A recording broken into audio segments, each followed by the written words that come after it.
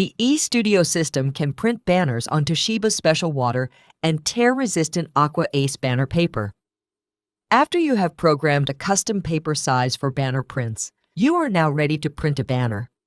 Perform the following steps to print a banner on Toshiba's Aqua Ace banner paper.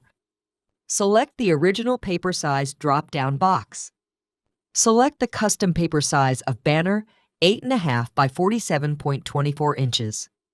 From the Paper Source drop-down menu, select Bypass Tray. Select Special 1 for Toshiba Aqua Ace banner paper. In the Orientation section, select the Landscape Radio button. Select OK to close printer properties. Select Print on your application print window to print your banner file. Place the banner paper in the system's bypass tray. The Job Status button will flash in yellow when the system is ready to print the banner.